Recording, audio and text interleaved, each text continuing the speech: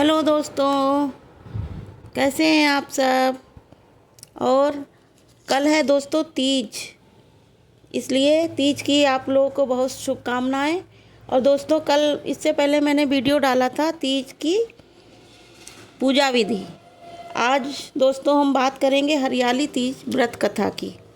ठीक है दोस्तों, तो चलिए कथा शुरू करते हैं। शिव भगवान और माता पार्वती का पुनर्मिलन हुआ था दोस्तों।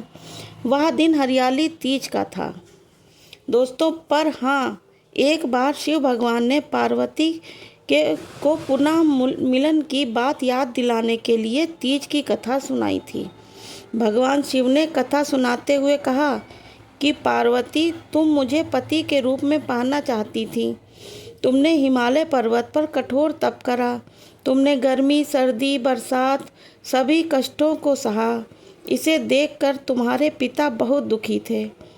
एक बार विष्णु भगवान के कहने पर नारद जी तुम्हारे घर गए और उन्होंने कहा कि विष्णु भगवान ने आपकी पुत्री से विवाह करना चाहते हैं, तो आपकी क्या राय है। तो यह सुनकर पर्वतराज बहुत खुश हुए और अपनी पुत्री का विवाह भगवान विष्णु के साथ करवाने के लिए तैयार हो गए दोस्तों। यह समाचार जब नारद जी ने विष्णु भगवान को दिया, लेकिन जब यह बात तुम्हें पता चला तो तुम नाराज हो गई, क्योंकि तुमने घोर तप किया था और तुम मुझे मन ही मन अपना पति मान चुकी थी। यह बात तुमने अपनी सहेली को बताई, तब उसने तुम्हारी मदद करने के लिए तुम्हारे पिता यानी तुमको एक वन में छुपा दिया। वह वन ऐसा था कि तुम्हारे पिता वहाँ कभी नहीं पहुँच सकते थे। उस वन में तुम लगातार तप करती रहीं।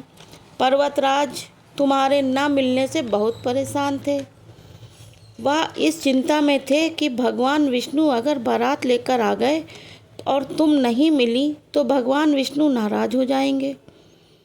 भोलेनाथ माता पार्वती से कहते हैं कि धरती पाताल एक करके भी तुम्हारे पिता तुम्हें नहीं ढूंढ पाएंगे। उस वन में तुम एक गुफा के अंदर मेरी आराधना कर रही थी। तुमने रेत का एक शिवलिंग बनाया था। तुम्हारे तप से प्रसन्न होकर तुम्हारी मनोकामना पूर्ण करने का विचार किया मैंने। इसी बीच तुम्हारे पिता तुम्हें ढूंढते हुए उस गुफा में पहुंच गए। तुम्हें वहां देखकर पर्वतराज बहुत खुश हुए और तुमने अपने पिता से कहा कि तुमने मुझे अपना वर चुना है। उसके लिए तुमने घोर तप किया है और आज तो यह तप जो है वो सफल हो गया है।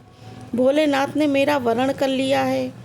अगर आप मेरा विवाह शिव जी के साथ करने को तैयार हैं तो मैं आपके साथ चलूँगी। ये सुनकर पर्वतराज तुम्हारा विवाह मुझसे करने को तैयार हो गए। इसके बाद उन्होंने विधि विधान से हमारा विवाह संपन्न कराया।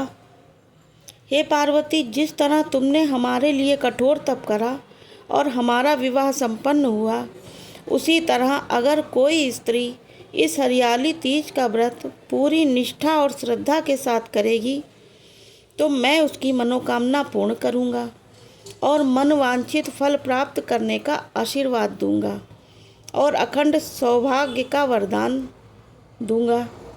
दोस्तों, सावन मास के शुक्ल पक्ष की तृतीया तिथि को हरियाली तीज मनाई जाती है।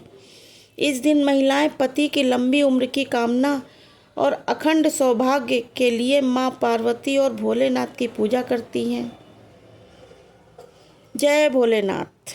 दोस्तों, आज का वीडियो यहीं तक। अगले वीडियो में फिर मिलेंगे। हो सके तो चैनल को सब्सक्राइब कर दीजिएगा, लाइक कर दीजिएगा। Okay, bye bye.